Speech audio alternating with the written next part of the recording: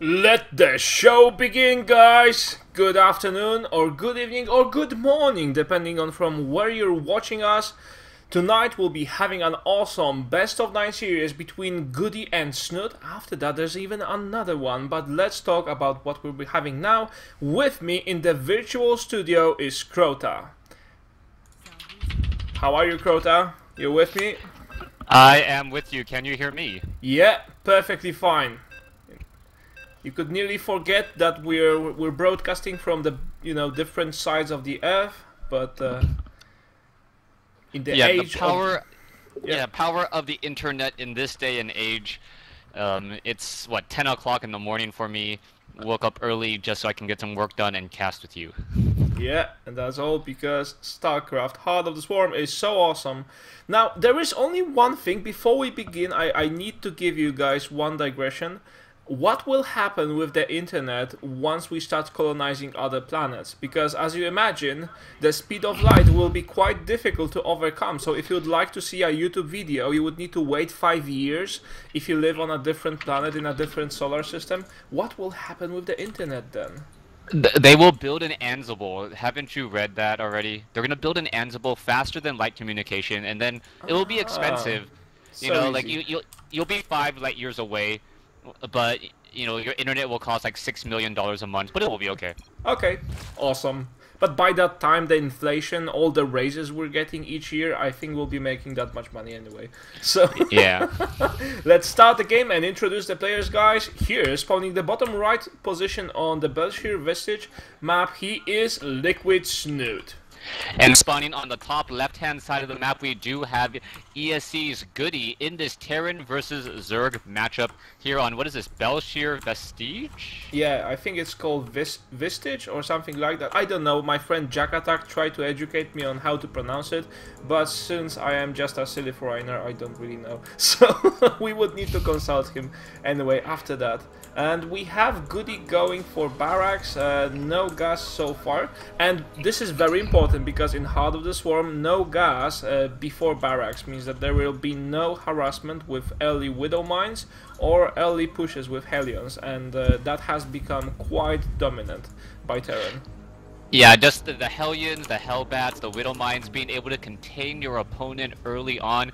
Really, really strong strategies. As we see Snute now going for, I believe, was a 14 or 15 hatchery here.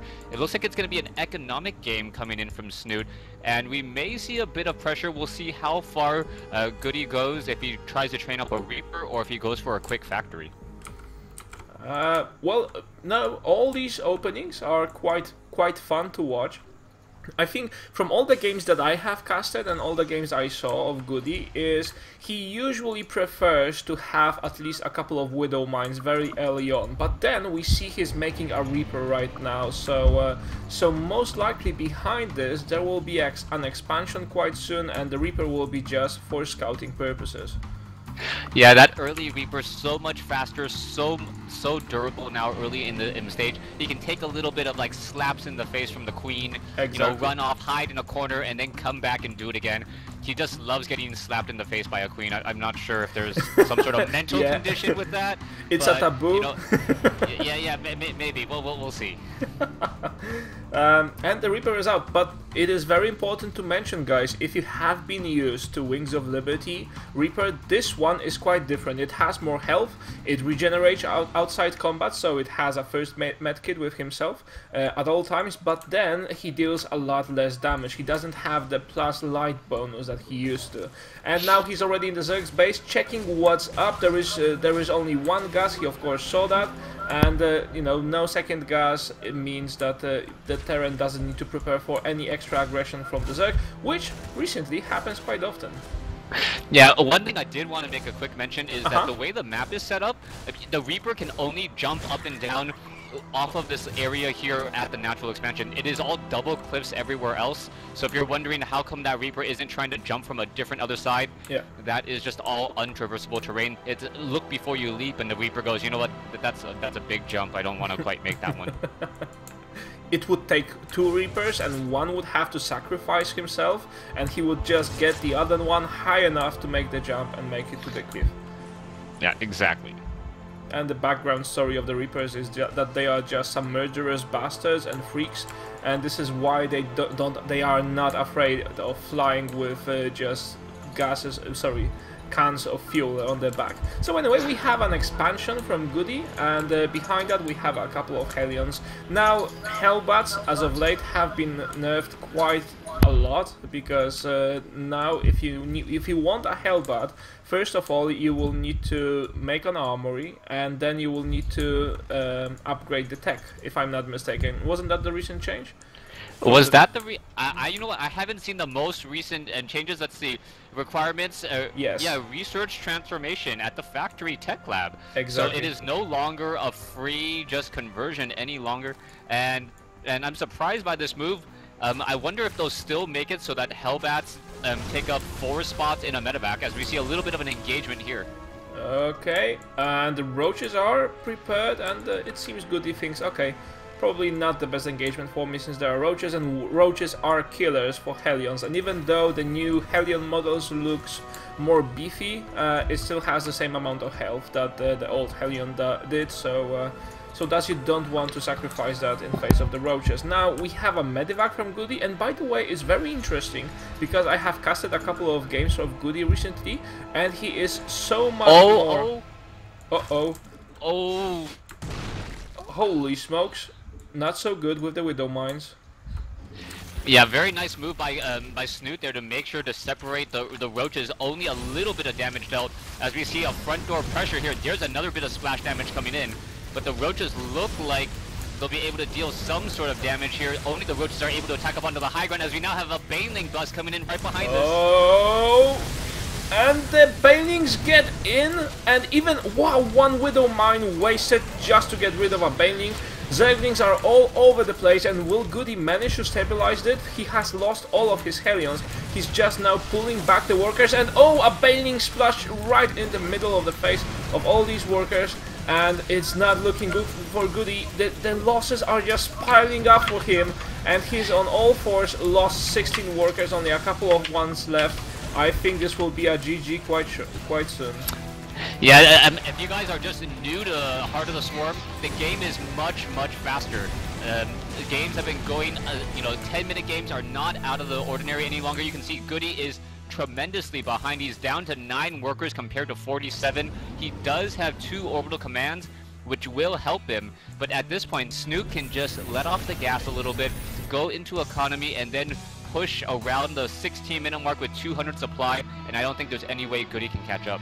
But I love this fact that he just doesn't let go. He has 1 Banshee, he has a Medivac with 2 Widow Mines and 2 Hellions, and he'll be trying to harass with this, although how successful this can be, I'm not so sure. And the Widow Mines are here, they can kill a lot of Zerglings, and they do! But, oh, and the Hellions got saved by the Medivac! Wow, awesome play by GoOdy, but is it enough to get back to the game? I don't think so. Yeah, Snoot's already bringing over a Spore Crawler. That's a very smart move, getting that detector over there. The Widow Mines will get taken down, get cleaned up. A little bit of a nice, cute play coming in from GoOdy, but he still has a long road to get back into this game. Yeah, you're exactly right, and the fact that he has 2 command centers, as you mentioned, may get him back. Oh no, he just saw that there's the 3rd base from the Zerg, and he says, okay, that's it, I won't win this. There's no chance, because GoOdy, even though with 2 command centers, he was still off 1 base, and he was just trying to replenish the initial number of workers, and if the Zerg has 3 bases by that time, then sorry, it's a GG. Yeah, you know, the game is just so much faster. The game, Zerg able to just be aggressive while being defensive, and I think we're gonna see a lot more shorter games overall. Yes. We'll occasionally get those larger macro games, those 40-minute games, but I really do like the fact that the games are a little bit shorter, and it's a lot more unpredictable what's going to be happening after the 2-minute mark, with so many different variations that these players can utilize. You're exactly right, and also, you know, this will, you know, the change that really is seen right now is that taking the expansion or going for macro play is actually a risk. In Wings of Liberty, and I will keep telling this again and again, in Wings of Liberty, getting expansions was more or less mandatory. few people didn't get expansions, and most of the builds just relied on getting at least one additional base. In Heart of the Swarm, just getting a expansion, yes, it is still possible to defend that, but you are taking a risk, and you need to be careful about your risk, about other risks that you're taking. Yeah, definitely. I think back in Wings of Liberty, the beta, people were a little like a fast expansion was like 7 minutes, 8 minutes. Like, oh, he's taking a fast expansion, and then as people like learned, okay, I can do this timing, I can get this many Marines, or this many Zerglings, or this Stalker, and contain this or this Sentry. People got better and better and better, and eventually we'll see that with Heart of the Swarm. But right now, I don't think all the players know quite exactly how to contain those early burrow roaches, which is something that we could see from Snute as burrow has been moved from tier 2 to tier 1. That massive regeneration early on could in fact play a factor in maybe game 2 or some of the other games today. So anyway, guys, we'll be back after a short break. The players are now hosting the game, so don't go anywhere. We'll be back soon.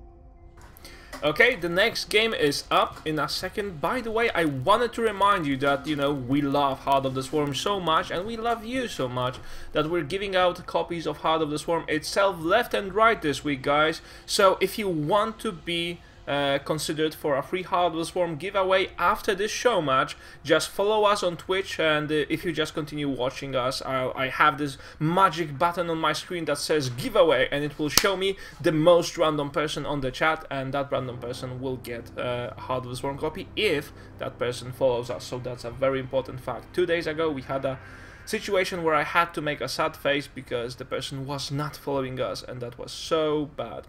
Anyway, so I hope you enjoyed the stream, I hope you enjoyed the games. We'll be back shortly with Antigua Shipyard. Liquid Snute versus GoOdy. Don't go anywhere.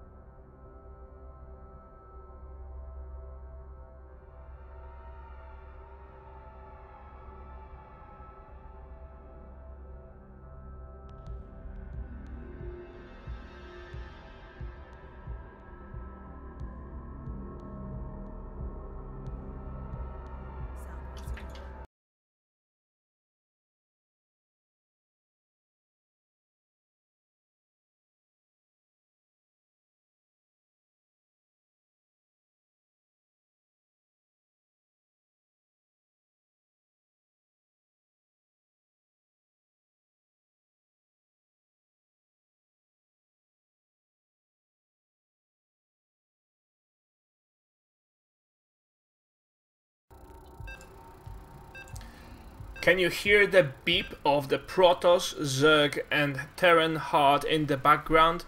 That heart is probably located on one of the Blizzard servers, and it beats every time two people start to compete. And tonight we have Snute from Team Liquid and GoOdy from ESC Gaming from Germany, and they will be fighting They will be fighting on Antigua Shipyard, guys. And here, spawning on the left side is the Zerg player, colored blue, and it is Liquid Snute.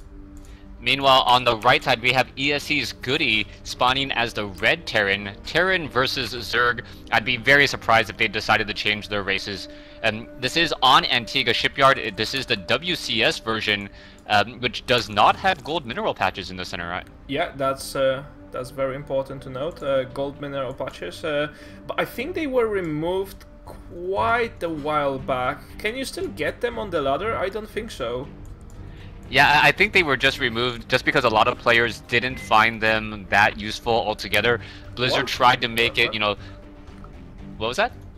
Sorry, I was surprised at what you said, because most Zergs used to just go for a very early expansion at the mineral line, here at the gold mineral line, and then defend it, and that was just throwing the balance of the game. Well, I think as soon as Terran players could no longer use gold mineral patches for mules, a lot of players were like, well, I don't think it was actually interesting enough, and a lot of players complained about it overall in terms of balance. So they decided to just remove it completely, from what I understand. But let's take a look at what GoOdy's doing. He's actually delaying his 11th or 12th SCV to go for a faster refinery.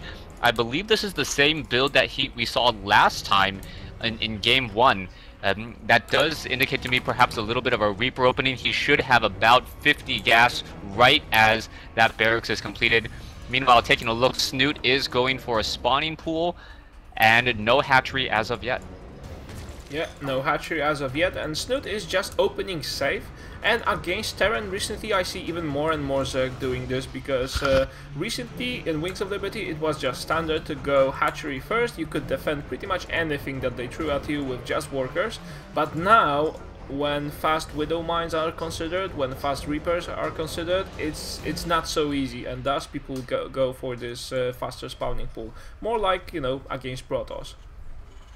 Yeah, so what we're going to see now, Overlord of Snute does quickly scout out. He does see the early gas. Good Zerg players know to click on that refinery, see how much gas has been harvested, and then realize, okay, that gas is a little bit faster. And we're actually seeing double Reapers coming out from GoOdy as opposed to the faster factory. What do you make of this? Well, I wanted to say that last game, but then Snute pushing with his roaches and banelings just interrupted my train of thought. But recently, GoOdy has been using bio a lot. We know him by his nickname, the Panzer General, because he always used to play Helion and Siege Tanks and Tors and all of those heavy units. But now it seems he just has a bigger variety of styles of play, and in Heart of the Swarm he has been practicing so much. He is becoming one of the better European Terran players, and I'm just, you know, right now I just want to see what he shows us, because as of now no builds are so much defined in Heart of the Swarm, and we may be seeing some new things of him. Yeah, and talk about no builds being defined. You take a look at a Zerg player who doesn't have an expansion set up at the 4-minute 45-second mark, and now he sees a large group of roaches coming back, so those Reapers will be on a mad rad dash trying to head back home. You can see a bunker already being established here. Marines, I wouldn't be surprised if a second bunker is thrown down as well, as this does look like a one base roach, I guess roach pressure at the very least.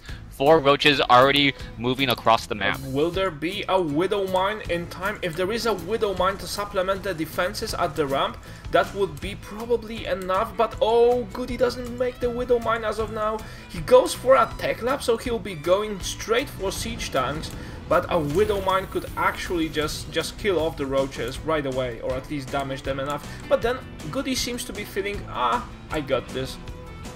Yeah, what was important was that GoOdy took out the scouting high ground overlords, so the roaches are actually going to expose themselves to that bunker in order to do any real damage, and Snute knows that he's not going to have any reinforcements. He has the hatchery building behind him, and this was more of a pressure tactic. He wasn't trying to flat out win with this push. He just wanted to see what his opponent was doing and perhaps catch GoOdy off guard if he was trying to expand.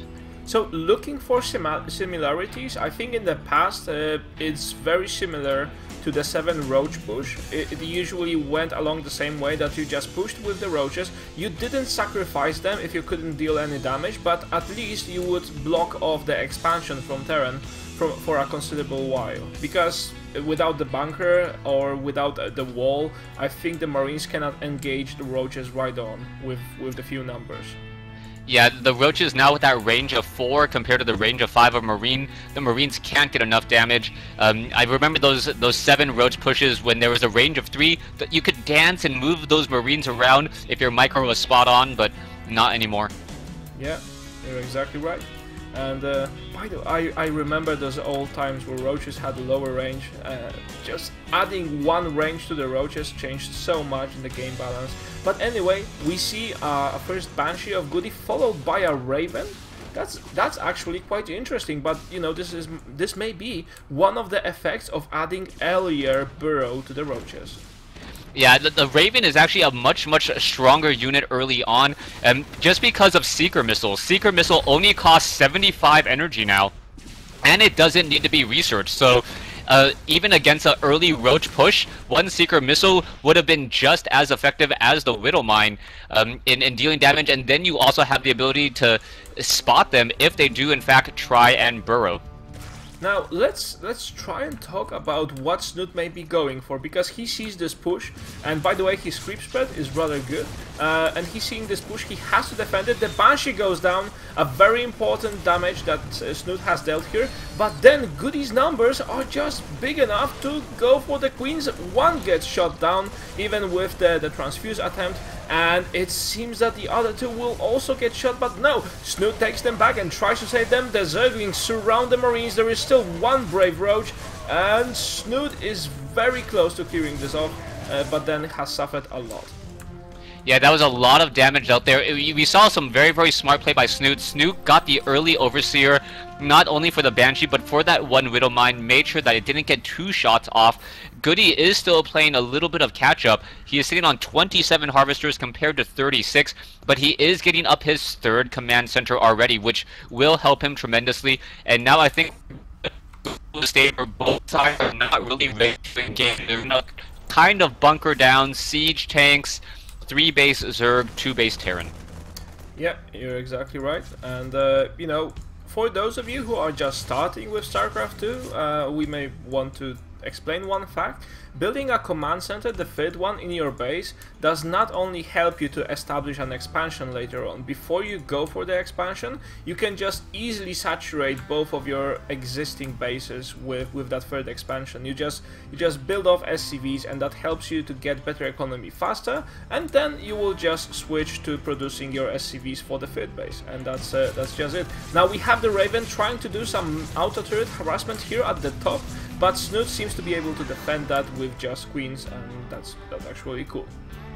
Yeah, so the Raven's just going to head back, perhaps try to do a little bit of clearing up on those Creep Tumors. Creep Tumors, very important for Zerg.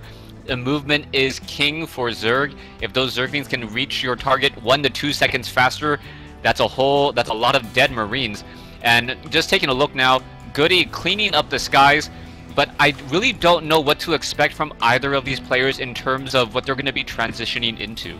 Oh, we have Pneumatized Carapace and also Ventral Sacks of Snute, so he may be trying to go for some Roach Baning drops, and that would actually be so cool. I haven't seen that in a while, and Terran are not so good at defending that, because with Protoss you can usually force field your way off and just kite the Overlords, but when Terran are considered, you have so many units and they are so clumped up that Banings damage you quite a lot if you're dropped on the top of your head.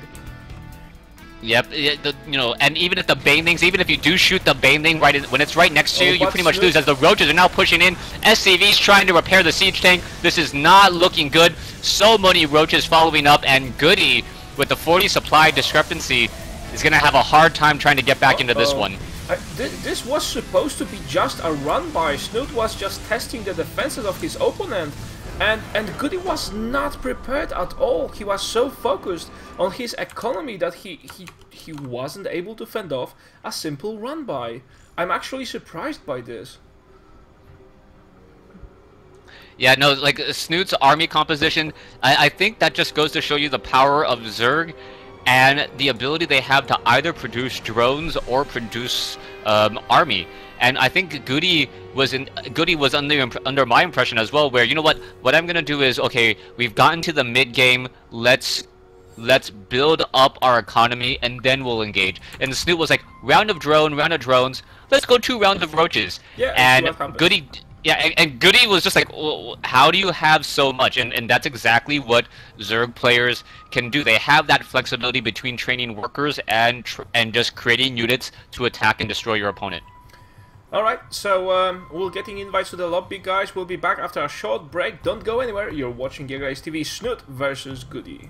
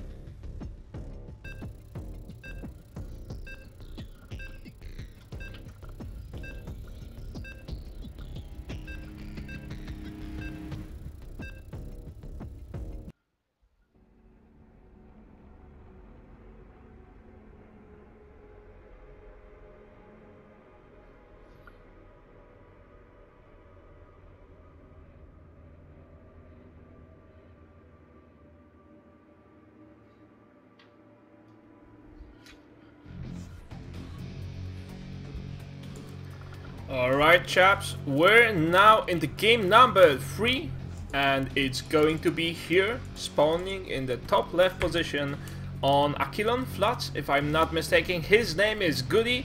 He has both heart and balls of steel, and we will see how he does in this game.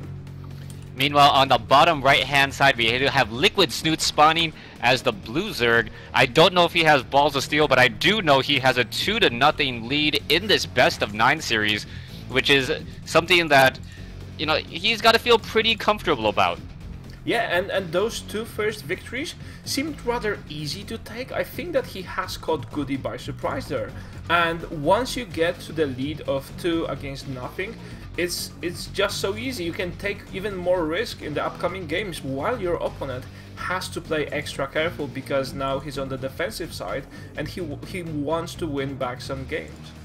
Yeah, this is all part of those mind games where you try to figure out, okay, is Snute gonna do the same thing again, or is he gonna play a straight up matchup and go for a very strong economy and very strong defense?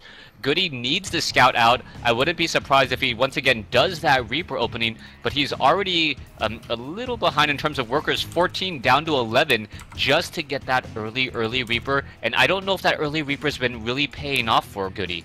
Because you would, if you just do the basic math, if you go for an early Reaper at the cost of 2 or 3 workers being behind your enemy, then you would ideally like that Reaper to kill at least as many, and then it would pay back. Now, probably GoOdy has a plan. Maybe that is just his way of scouting, because with this early Reaper, I'm not sure if you noticed, but he just doesn't go for SCV scouting. So yes. he keeps 1 additional SCV in his own base, and thus is able to afford slightly more. An SCV mines the average of around 35 minerals per minute, so maybe at the end it's still profit. Yeah, it's, you know what, I'm sure someone out there on Team Liquid or someone is going to do the calculation costs and figure it out down to the second whether or not, you know, whether or not it's good to go that early Reaper for going 1 to 2 SCVs, but right now we'll just wait for the community to catch up as the first Reaper is on its way out. Oh, Snute does spot this. Yes. Oh, so bad. So, how do you think Snute will react to this early Reaper? Well, without the D8 charges, that Reaper really isn't that big of a threat anymore. Before an early Reaper in your base, you had to protect your workers, and not only protect your workers, you had to protect your buildings. That Reaper, it just has a little bit of a pea shooter now, and you can look at it and you can see how much damage. Oh, is he gonna get a drone? Oh, he might. He does get a drone there.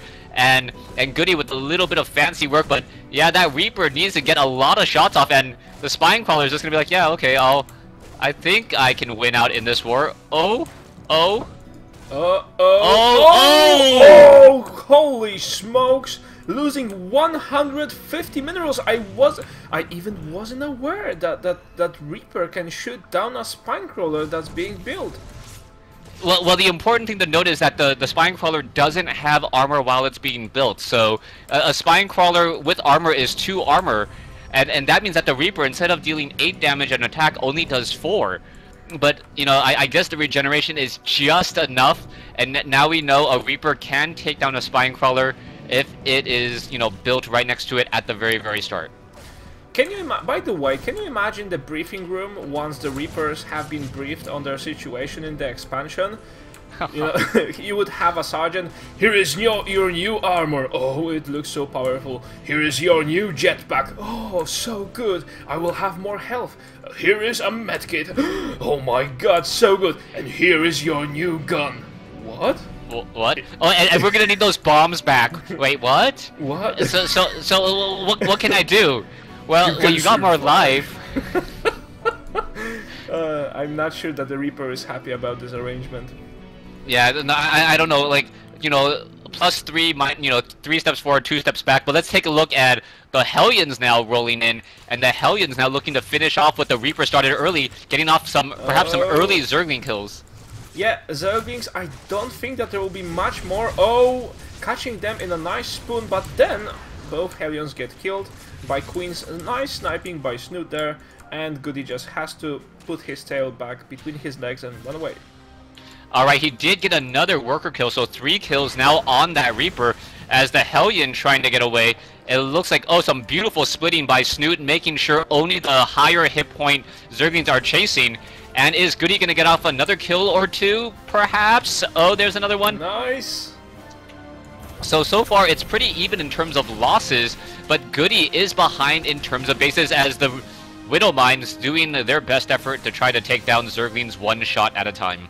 But by the way, did you notice how Zerg adjusted with their run-bys? They usually expect that there will be Widowmines, so they usually let just 1 or 2 Zerglings go and lead the charge, and they are so happy because they have just been designated to lead something, and then they explode in a cloud of guts and blood. But that's the life of a Zergling nowadays. Yeah, no, you know, before in Wings of Liberty, the life of a Zergling, I'm gonna stand at this Zelnaga tower for like 7 minutes. Now it's, you know what, I'm gonna go run by and knock on the front door, not knowing that, you know, the Terran front door now has a giant Widow mine ready to blow up on me. Exactly. And by the way, I'm not really sure why they call them Widow mines. Did they have, you know, a late husband or what? It's it doesn't make much sense to me. But hey, we have a drop here in the main with a couple of Widow mines. Oh, so deadly if they hit.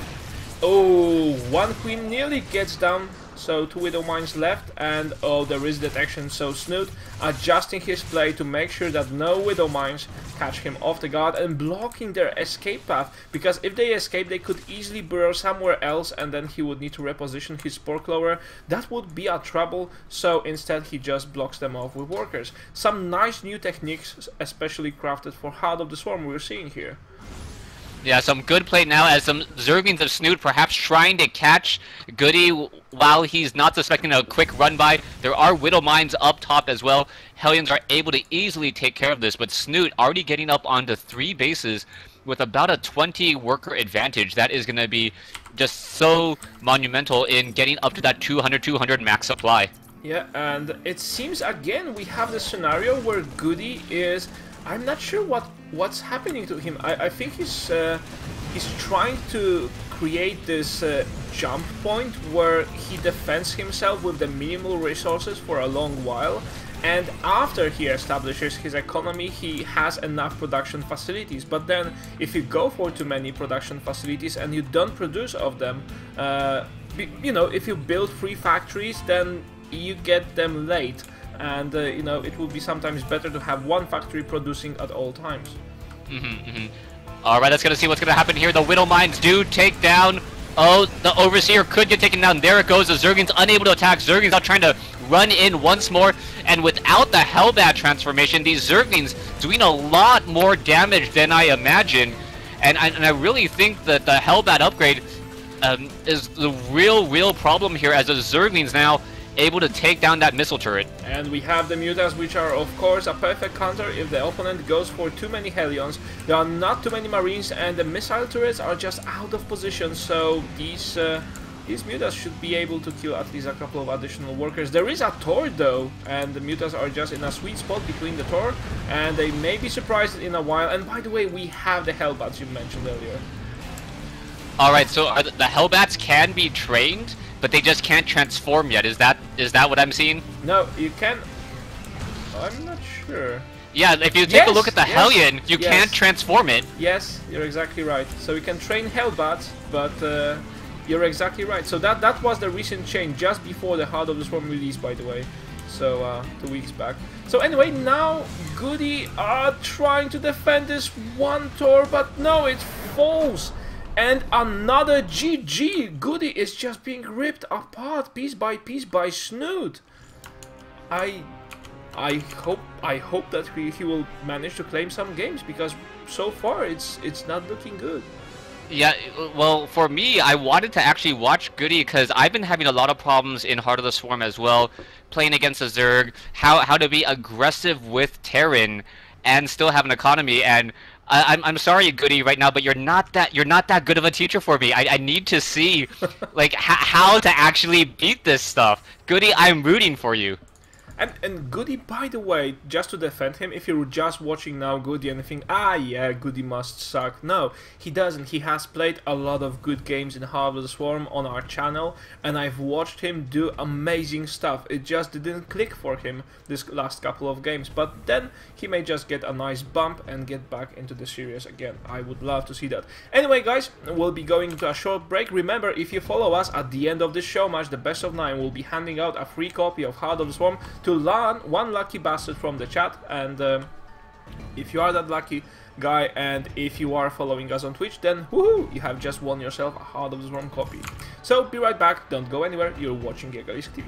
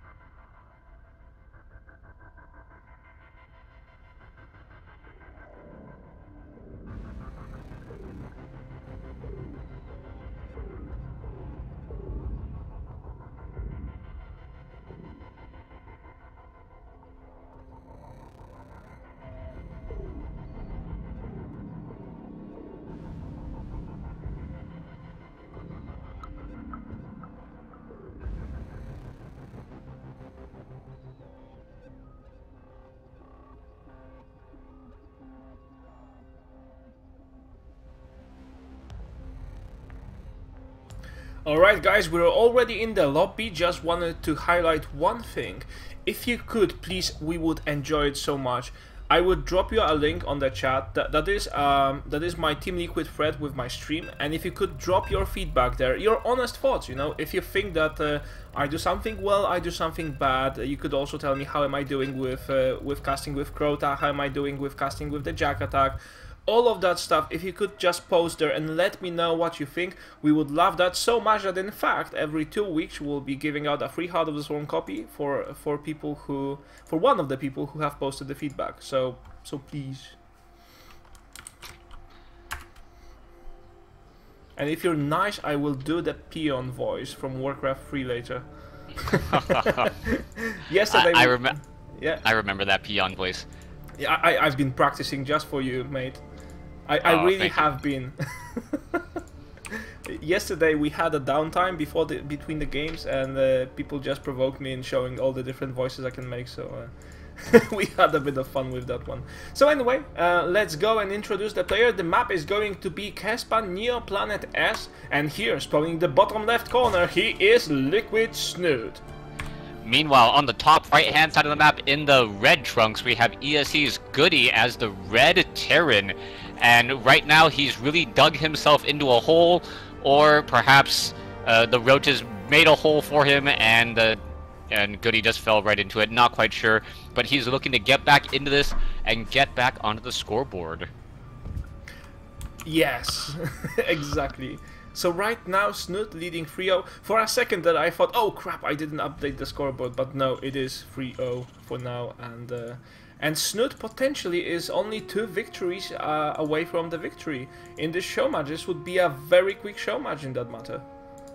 Yeah, a very quick show match. When you hear a best of 9 between 2 players of this caliber, you think, okay, there's going to be a little bit of back and forth, but right now it feels like Liquid Snute, his early game has just been absolutely perfect. Ace after ace after ace, catching GoOdy off guard, or being able to just return whatever GoOdy throws at him, and just put GoOdy back on his heels. Yeah, and exactly. With StarCraft 2, the problem is that, you know, all the players, it's a huge bunch of people who practice their heart out. I mean, they practice for hours and hours, and they put so much intelligence and talent into it, but eventually, sometimes it happens. Maybe you just have a bad day, maybe your girlfriend has left you, maybe you are just not good against the strategies that your opponent is doing, and even though you spent months and months of training, you may still lose against something that's rather simple, because it wasn't a part of your preparation. You can't prepare for everything. Alright, one thing I will note, GoOdy has pulled all the SCVs off of his gas at this point, which is really, really important. He's adapting his gameplay style. He just got 1 Reaper, now he's building up that reactor, and we'll see if he does build a command center inside his base, perhaps trying to get a little bit stronger of an economy early on while still scouting. Yeah, so if we were to identify the flaws from the previous games, what would you say they were? I think just the early sacrifice of SCVs to get the gas, try to get those Reapers to do a lot, it just really wasn't paying off for him. And by that point, Snute already had a 3 to 5 worker advantage, and 3 to 5 workers snowball very quickly, especially against a Zerg player. Yeah, and you know, maybe GoOdy is just sacrificing too much and playing too greedy. And as we said earlier in the previous game, he just goes for so many production facilities, but Snute hits him in the exact timing where those facilities aren't producing yet. So just about as GoOdy is to start the production of his mass army and overwhelm the opponent, Snute is there to hit that timing, and GoOdy is not prepared. Yeah, GoOdy hasn't been prepared at all. We'll see what he's going to be doing here. It looks like he is going into a factory, going into that command center now. He wants to establish an easy expansion, perhaps utilizing the faster siege tanks with siege tech, just in case Snute tries to do another roach run by. Yeah, that may be so. And faster siege tech. Well, nowadays you don't need siege tech. You just need to have the tech lab. Right? And Heart of the Swarm, guys, by the way, that's an update for you. You don't research siege tech. When you have a siege tank, it's already siege tech. If that's That's the way to say it. Yeah, it comes with the upgrade. So when I say, I guess when I say faster siege tech, it's already there the instant you get it. That's much faster. Yeah, I just wanted to be precise for the viewers because some of the players that are watching us right now, I imagine, haven't played Heart of the Swarm yet, and they may be surprised when they try. And the first time I played Heart of the Swarm, I you know, when I got the siege tank without the siege tech, and it was able to siege, I was like, oh, that's a change. Yeah, so a very happy change. yeah, extremely happy change. And you know, our job as casters is just to teach people StarCraft all around the clock, so so no one gets left behind, guys. Anyway, let's see what Snute's game plan is. He's going for a Roach Warren, so he may go for a run by like he did in the previous game, and he has 2 gases in the main to indicate that. And he's going for even 1 extra gas at his expansion. So what do you think he'll be going after that? I think right now Snute is just playing a lot of cute play. He knows he has a worker advantage. He went to a quick tier 2 for a quick layer and dropped creep at the expansion of GoOdy. So GoOdy is even further behind. Even though he does have 30 SCVs, he needs to land it at some point, and he hasn't been able to do that. Yeah, you're exactly right. By the way, there was a comment on the chat that there is no chance that you're going to succeed with Reapers if you have 20 APM, and this is one of other changes in GoOdy's play. If you see, he has an average of 146, and during, you know, very action-packed encounters, he gets even up to 200. So he has been most definitely working on his speed. I think that, you know, GoOdy's speed was one of his biggest downfalls in the past, but now I wouldn't say that this is, you know, subpar for the pro level. Yeah.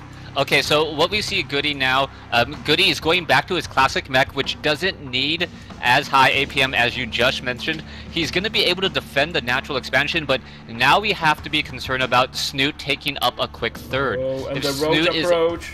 Oh no, I think this is just going to get absolutely busted. Snute, he must know that there's a lot of siege tanks up on the high ground. He cannot challenge this whatsoever, especially with the barracks making that front door just a little bit more narrow. But he should lift up that barracks here in just a second. Yeah, it seems so, guys. And now it seems that GoOdy is all happy and stabilized. That barracks was in fact a very good move, because the only line of approach that was left to his main was through the line of sight of the siege tank's caliber. And there's not much you can help if you have huge shells flying your way and exploding. It's you know, you just need to go around or go back.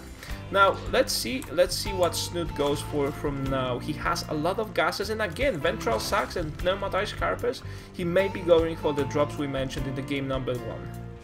Yeah, I think when you said he's gonna go around, no, he's gonna go over. There is a missile turret, but there's only one. All of those siege tanks are just ripe for the picking. Roaches are gonna drop from the sky and straight up land.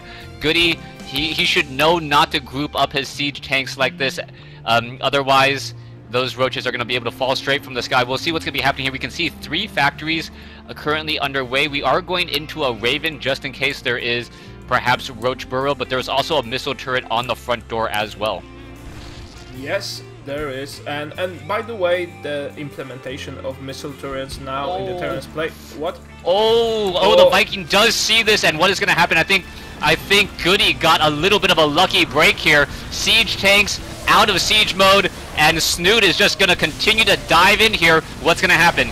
Uh-oh, and the siege tanks are surrounded with the siege mode on. They are not even able to shoot fully. A couple of siege tanks is not enough, and we have another GG Snute taking the games like a crazy man. Yeah, I really like Snute's play. Now that I'm looking for it a little bit more, Snute is always transitioning into something while he's working on an attack.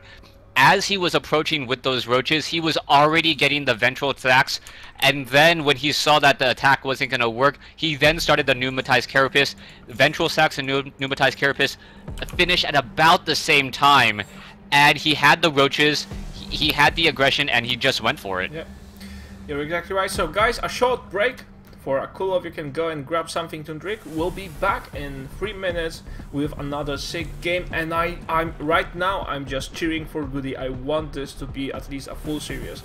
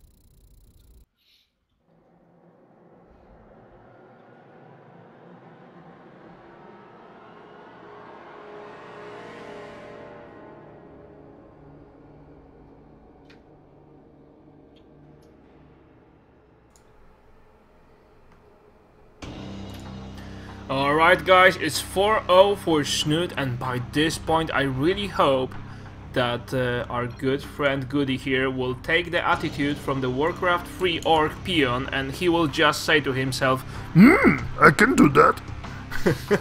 and try to take at least one more game. Yeah, we have GoOdy spawning as the red Terran player on the bottom left hand side of the map. GoOdy has really fallen behind in the series 4-0, and what is he gonna do? Is this a proxy Rax? It seems so. He didn't send the early scout in the previous game, so he may be going all in. I mean, it's sort of a sign of a desperation, but if he manages to do that correctly, it would be awesome. So let's see. It's, you know, it will be far away. Yes, it's proxy Rax exactly at the spot where Zerg is statistically not scouting at all. So, but the question is, will there be one proxy Rax and just some aggression, or two Raxes? Yeah, well, it looks like it's going to be a proxy Reaper rush, which doesn't make any sense because Reapers already move so quickly. There's no real room to add on a tech lab for perhaps Marauders, so this is a little bit of a head scratch. This is a really big, risky maneuver. GoOdy only has 7 workers harvesting right now compared to the 14 of Snute. You don't have to be a math major to know that's double the income at this point. Yeah, and well, free SCVs in gas. Like you said, it's a head scratch, and I don't really feel this working so well for GoOdy, especially considering that Snute is really good defending all-ins, and you know, he went for a hatchery first, so okay, that's a risk. That's something that won't work for him. But unless there will be a couple of bunkers at the front, I'm not sure that GoOdy can do all that much damage with just Reapers. Yeah, I don't see it at all. Snute is going to test the front door. He's going to see that there's no barracks, no supply depots. He'll come in, see the fast gas, and know something is up. Perhaps we will see a spine crawler or 2 already being constructed. Spawning pool needs about another 20 seconds to go, and this Reaper can't take on this many drones. No, I'm sorry, you know, you have been granted a nice new armor, you have been granted a med pack, but you haven't been granted a bigger a bigger gun. Right now you need to have this pea shooter, and that's it, and you need to deal with it. Now, there is one more Reaper on the way, and GoOdy is morphing into an orbital command right now. I wonder what is his game plan? Alright, so GoOdy's at this point is just trying to do damage, making sure that his giant risky maneuver is actually going to pay off. The problem is that there are Zerglings already out, a Queen will be coming out momentarily, and this Reaper is regenerating hit points, or he was for just a moment, and he's still just trying to meander his way through. The Spine Crawler will be done, and this aggression is going to be shut down before it really gets going. Uh-oh, not so good for GoOdy, guys. And GoOdy going for a command center after this? I'm not sure I like this. I'm not even sure what to think about it, to be honest. Yeah, at this point, all we can see is that the Reapers are going to try to engage. Metabolic Boost is going to be coming online in about 70 seconds. And GoOdy, all he can do is take those pea shooters and try to take down that hatchery, which isn't going to do very much at all. You can see perhaps some drones will be coming out of there in just a moment. The Reapers are in position. They are going to be healing. Queen is now back down. Those Reapers trying to get in position. The Zerglings are in good position as well. Oh, beautiful shot there. And they managed to escape somehow, but still, 3 Reapers is not something you would call a backbone of your army. No, yeah, that's just more of a scouting party. They're like the 9s in Stratego. You just run them into bombs and hope you're like, okay, good, I got my information, and now you're dead even though you're expensive. Yeah, exactly right. And now, GoOdy, well, now, trying to think how this can actually work for GoOdy. If he goes a very old style siege tank play, just securing his expansion with siege tanks, this may actually work, and he also has to consider the fact that Snute is a little bit behind in terms of economy. So in terms of workers, we have exactly the same count, because Snute had to spend a lot of larva just for making, just for making Zerglings to defend all this aggression. So all in all, it may somewhat return for GoOdy, but it's still very tight. Yeah, I was gonna actually make that point. That's a very good point.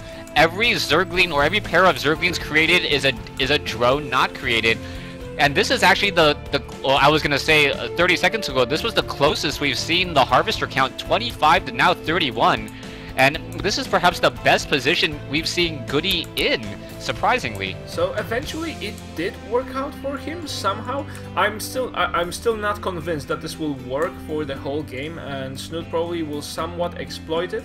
But GoOdy is going for a triple command center build. This is so surprising. And still there are problems with GoOdy's production. Even now, the army supply is just about right, and in a second there will be 10 more Zerglings on the map, and it seems that Snute will just go for a counterattack. Alright, but I think if Snute tries to go for the counterattack, unless there's some roaches behind it, there's not going to really be enough. You can see the roach warren now being established. Double refineries now being placed down as Snute does another beautiful block with the Overlord to stop so creep good. there, and And so annoying. Now you have to go out with your Marines, but he doesn't have... he only has one, and we can name that the Marine George. Now George feels the threat, and yes, why did you leave me behind? GoOdy tried to open the supply depot to let George in, but no, sorry, George was just splat across the ramp, and GoOdy will defend it, but then his expansion is so late with all this creep here. yeah, GoOdy just has to feel really, really frustrated at this point. You can see Overlord still spewing that creep. That creep's going to take a little bit of time to receive. The orbital command is still in the air. We are at 30 workers to 50, but with no real way for GoOdy to land that orbital command, he could have 75 SCVs and it wouldn't make much of a difference. And right now the income for Snute is just through the roof at 1400, and he's going straight for Mutas, and I'm quite sure that GoOdy will not be ready for that transition. Yeah, it really feels like Snute has been on top of his game. He's always been transitioning, always has a follow-up plan. We take a look at his harassment, and as soon as the harassment was done, we're like, wait, he's going into Mutalist now, and is GoOdy going to see this? He is building missile turrets, but I don't know if he's going to be building the necessary Thors. Yeah, he needs Thors, or at least a bunch of Vikings, but nowadays Vikings are not so effective. So one of other options I think nowadays against Mutas is just play Raven, because that Seeker missile is so good, but then you need to sneak in the Seeker missile, because it doesn't follow your enemy nowadays, it just stays in one place, and then you need to run away at distance, and then the Seeker missile just loses its target. But you know, I'm just wondering, like you said, it's kind of interesting to see how Terran plays against the Zerg nowadays, and it seems GoOdy just, barely hangs tight in the games, but doesn't have anything to show us that would, be the new meta game, because it's plainly not working against Snute. Yeah, everything just seems to be falling apart just a little bit. Let's take a look at what the transitions are going to be. So far we can see some Hellbats could be created. We do not have the transformation servos online to allow those Hellions to turn into Hellbats. It looks like GoOdy has completely forgotten the Hellbat completely and instead going more of a Wings of Liberty playstyle as Snute now establishes up his 4th base. And GoOdy on 2 bases. There is a missile turret, but those siege tanks will be picked out so easily by the Mutas once they see them. There are a couple of Vikings hanging them tight near the base because otherwise they would just be exploited and then could easily die shot down by the Mutas. There is a Thor. There is still one more in production alongside with some Vikings, but oh, and the Vikings get caught. One of them pays for that with his own dear life, and the Mutas can just go away and try to regenerate. That's the new Muta style. Yeah, the new Muta style, they're faster and they regenerate. It feels like Blizzard was like, you know what? We made the Reaper really good. Let's give all of that to the Mutalisk as well. So they move faster, they regenerate as well. And wait, how come they still have the same Glaive Worm? Why don't they get like a little pea shooter as well? What's with that? Yeah, here's your BB gun. I don't want a BB gun, I'm a swarm. Oh, okay, you keep your weapon then. And we have another cancel on a turret, not so good. There are Hellbats, I have to mention that there are Hellbats, so the Zerglings won't be as much of a threat, but now GoOdy is very much pushed back into his old style of Wings of Liberty play, just, you know, meching heavily and staying in the same spot. He will be bound with those 2 bases. Taking the 3rd right now will be extremely difficult for him, and Snute knows that. Snute knows exactly what's happening. Takes his 6th base. Is that the 6th base? Yes, it is. That's the 6th base. Yes. Really, I think GoOdy is just really off his game. You can take a look at his natural. He has 43 workers there compared to the 10 at the main base. He is not harvesting that efficiently, but I think he's going back to the slow Terran style. He just wants to move forward and try to clean up. Vikings are in position. Thors are bringing up the rear as well. I believe all those Mutalisks will get taken down. Oh, nice. Oh. Yeah, well, the Vikings have paid for that, and we see some nice fancy physics effect as the Mutas splash on the ground, but GoOdy will be able to secure this 3rd. Snute tries to delay it with just puking some creep with his Overload, but that won't last too long. And there's a huge Zerg swarm moving a ton of roaches. There are some Corruptors as well, so we'll be seeing a transition into Broodlords. I always wonder why in Hardware Swarm the Zerg are not using the Swarm host so much. The players who do, they are doing terrific, but most players seem just to be afraid to use that unit. Yeah, no, it's one of those things where as players see how effective they are, I think the Swarm hosts will be used more. Swarm hosts are incredibly effective as we now see a sea of Overlords doing a quick flyby. Oh, what's going to be happening here? Siege tanks need to get out of siege mode. What's going on? Yeah, GoOdy, no, it's not the way to do it. Oh, and the siege tanks will kill half of their own units. The Thors, surprisingly, the Thors are still alive, and the Hellbats are doing a ton of damage, and this has been cleared, so GoOdy stays in the game and he will keep his expansion. Wow, he did defend this. I'm not even sure how. It was definitely the Hellbats. The Hellbats with their 20 splash damage against armored units. It's that flat damage when all of those roaches are so clumped together. And then you add in Siege Tank Splash, where the Siege Tanks aren't dealing extra damage to the Hellbats. That's really where the damage started to add up. Yeah, you're exactly right. And now Snute, GoOdy went for a, you know, immediate counter-attack because he knows that this is where his strength lies right now. Snute may not be able to reproduce as easily, and the Thors being repaired. Now we have the siege tanks doing a ton of damage to the roach line, and it seems GoOdy barely has it. Barely, just barely by an inch clings to this game and repairs repairs all of his units with SCVs. There is a follow-up wave of Hellbats and siege tanks, and I think we will see more and more siege tanks from now on. But the Hellbats have been so useful, and they have been a savior for GoOdy, and he will be able to take down this 4th base. Now the problem is that quite soon Snute will transition into Broodlords, and from there on all hell breaks loose.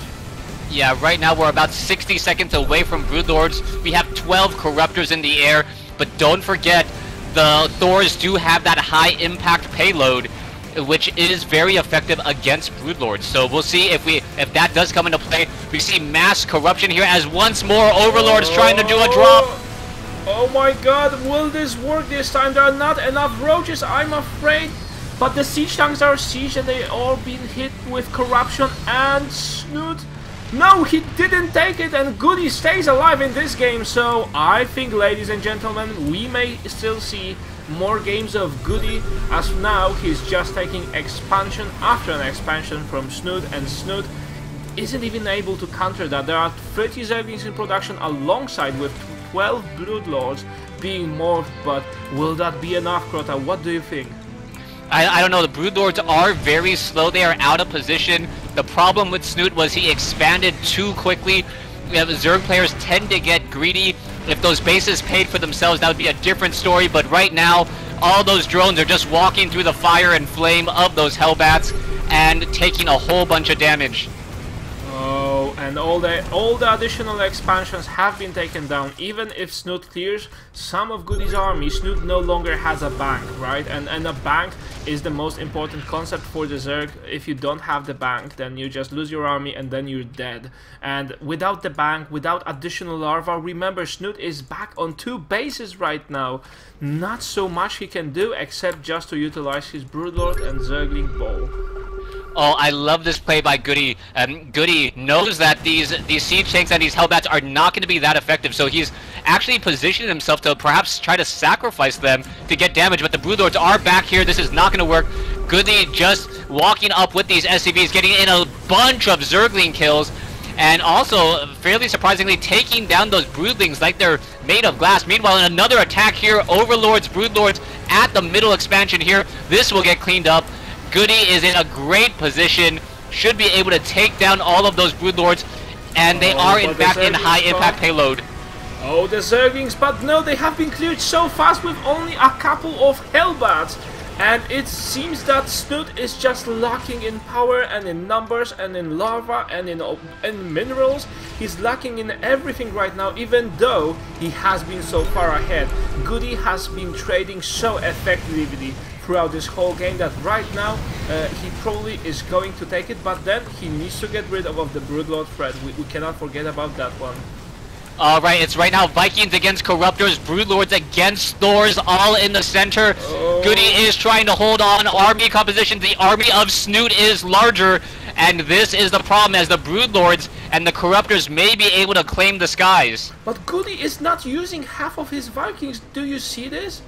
A couple of Vikings were just standing idly, and you know the problem is for GoOdy that Snute is using his Overlords as a mid shield, and now we have a ton of Corruptors, and we need to remember Snute is not even able to produce anything else, and GoOdy doing a run by, oh my god, he will go for a base trade, I believe.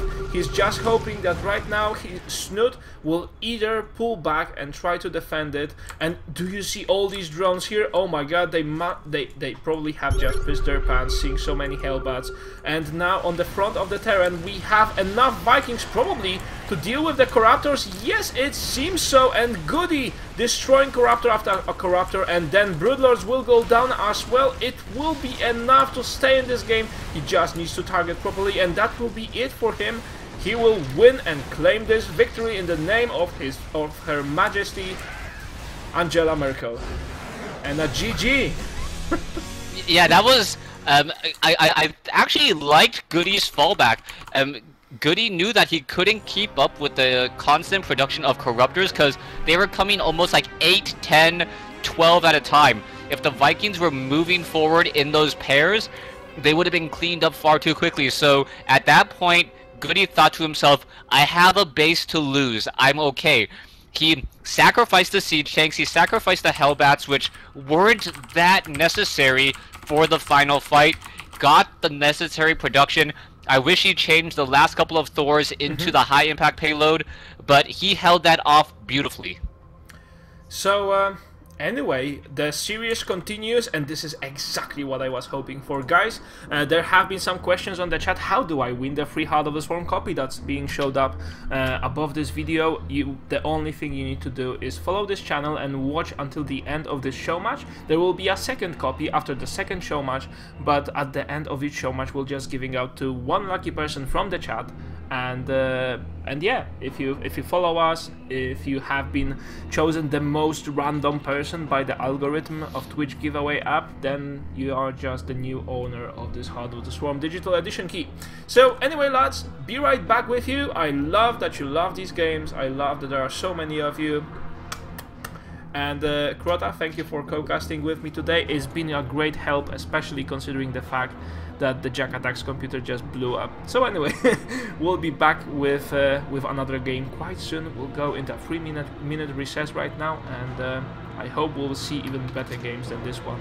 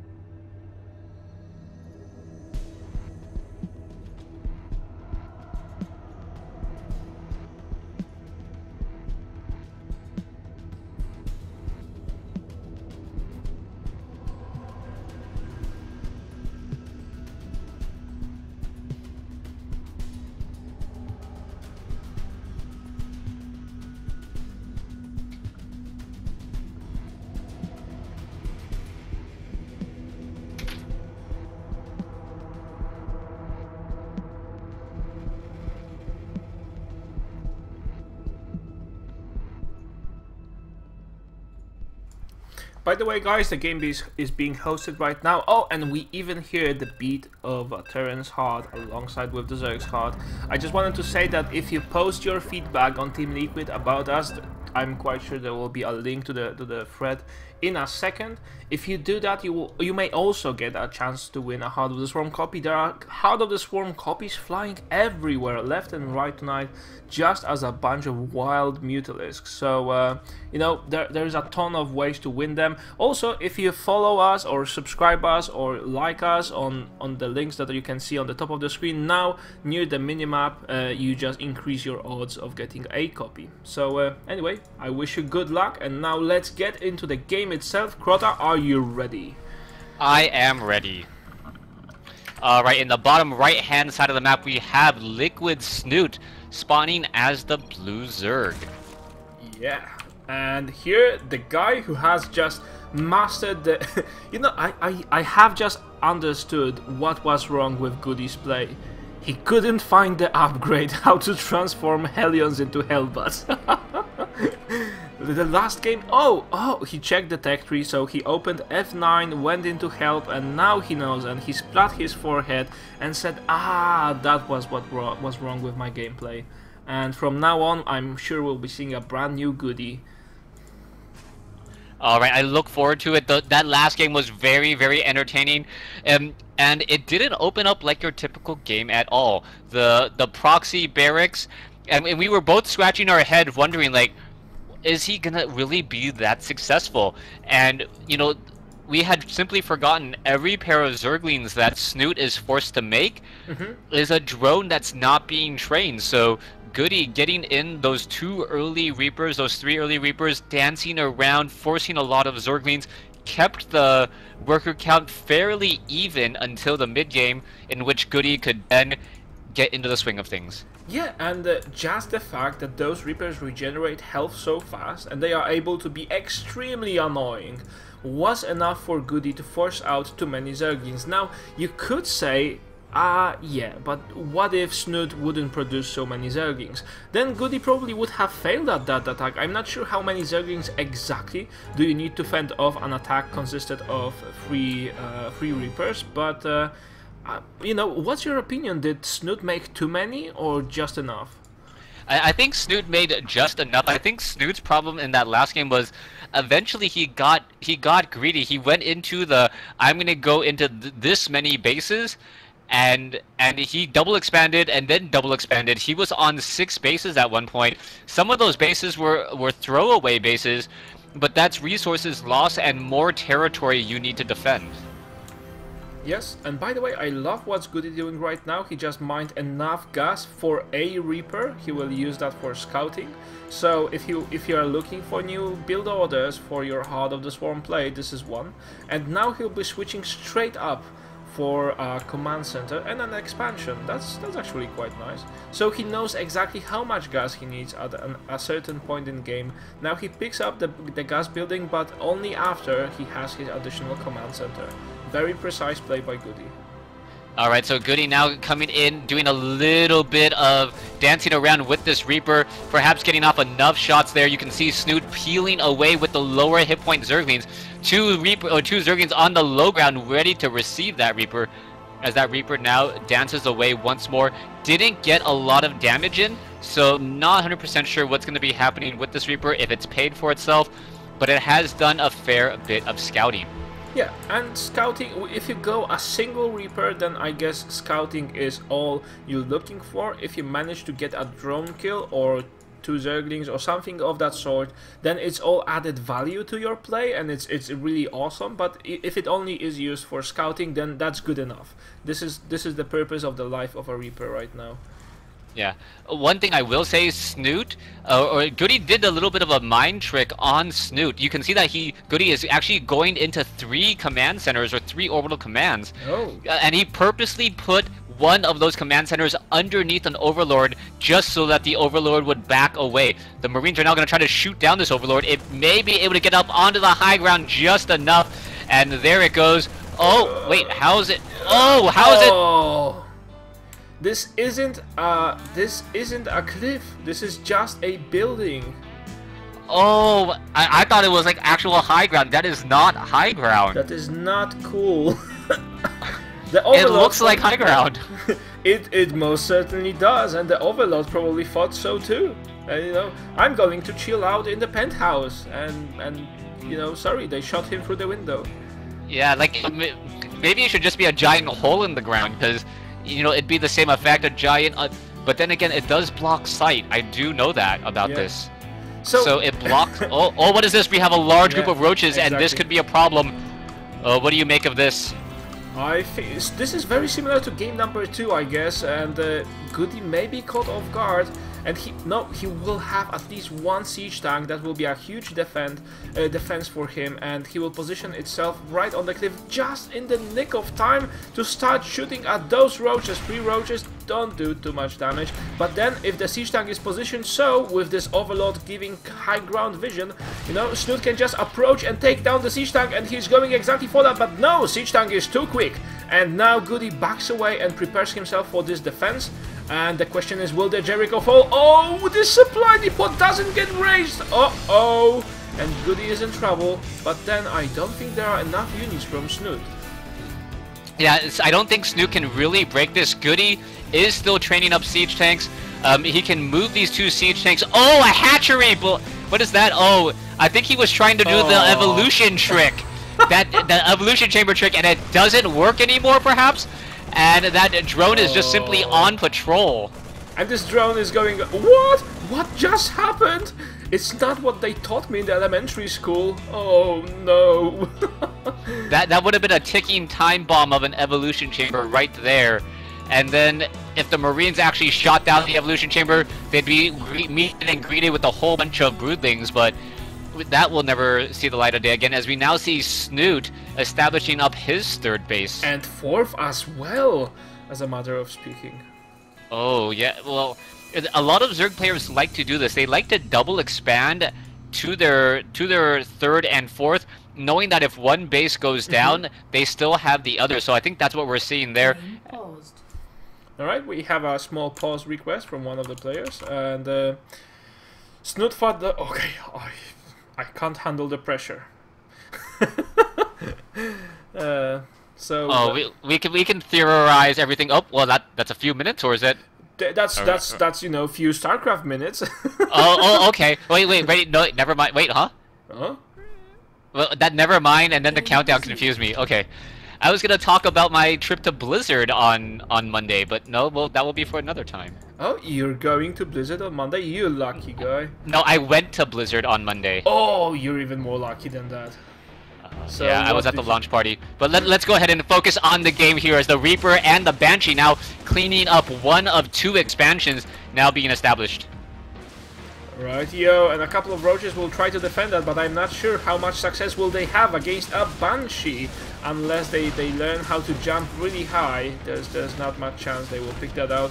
And the Banshee, I'm not sure why did she target the roaches. Taking down as much health from the expansion as possible is a better call. And the expansion will be born with, it seems, half of its health.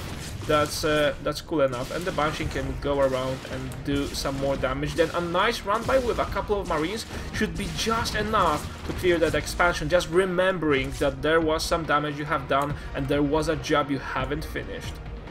Alright, so far that expansion, we don't even know how many workers will be transferred to it.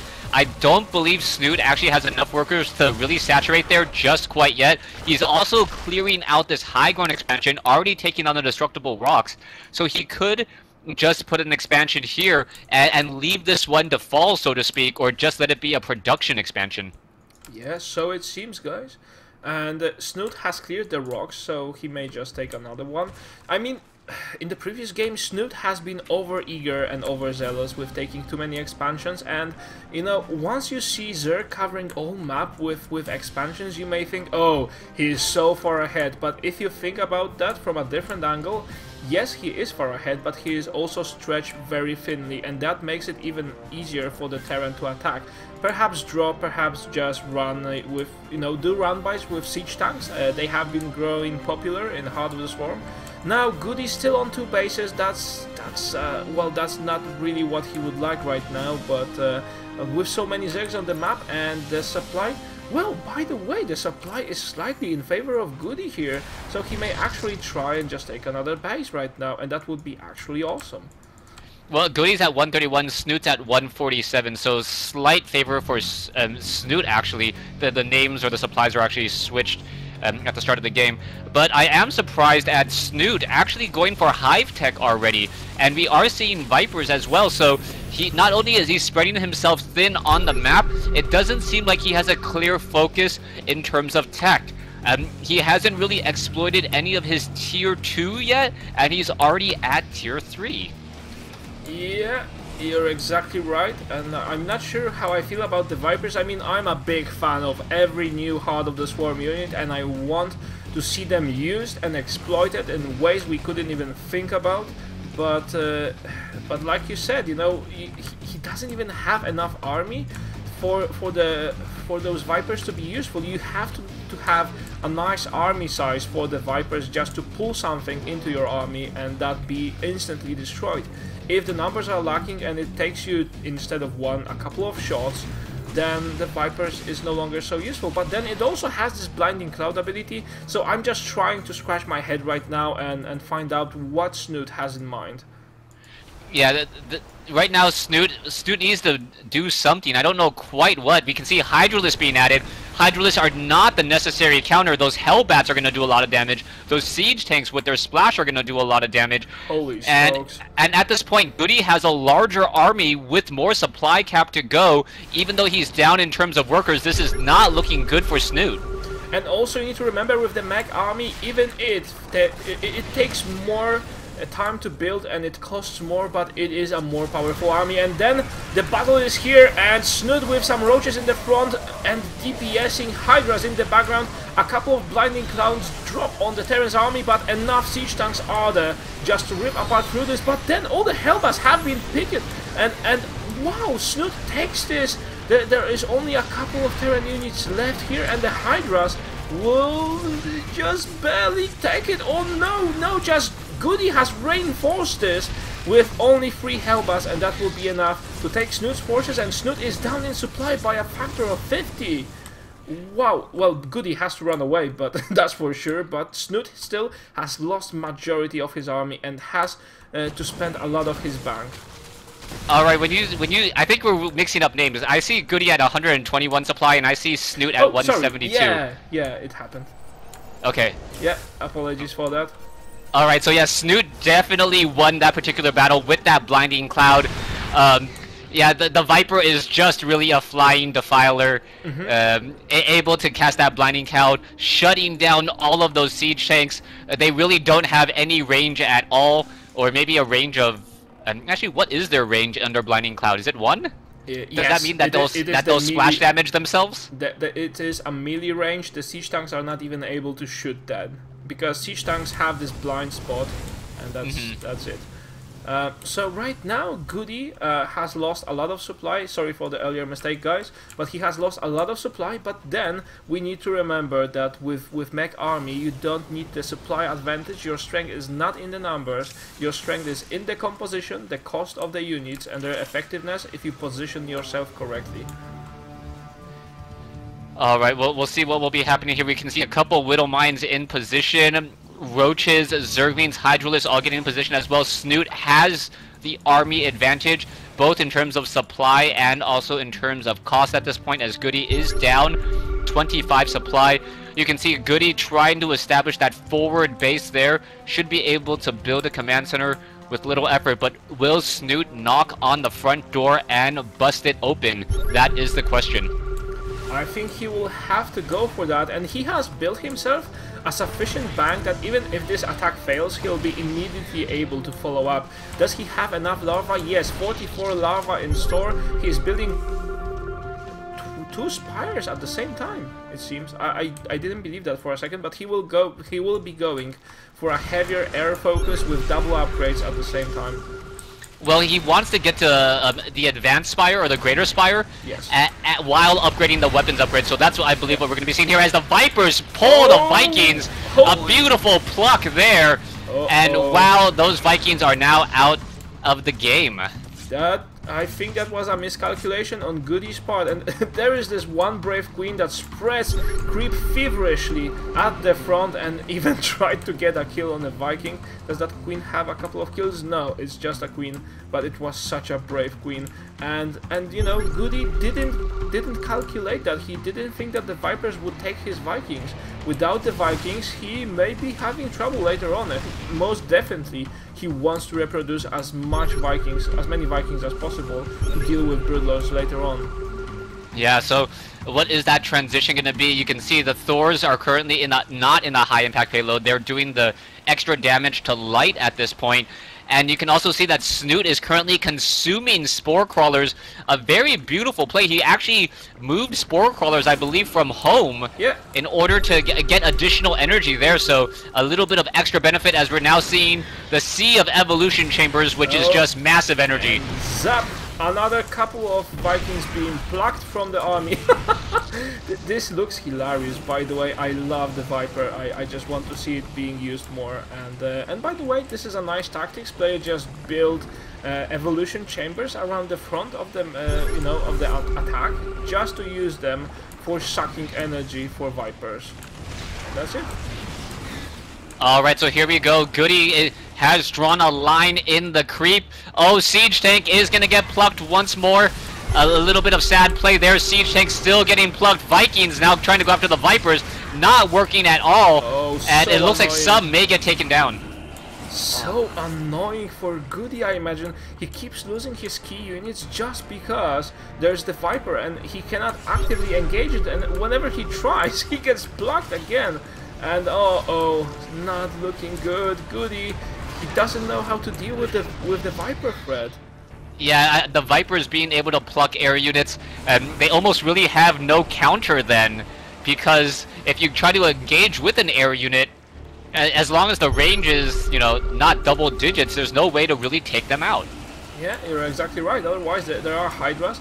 And we were having fun out of Snute's composition. Oh, you know, going Hydras for siege tanks, not really something you would think about. But now it seems we have just been slapped in our faces, because Snute is showing exactly how to play the composition of Hydra and Viper against Mech Army. Awesome. Yeah, at this point, all Snute is trying to do is he's trying to out-attrition GoOdy.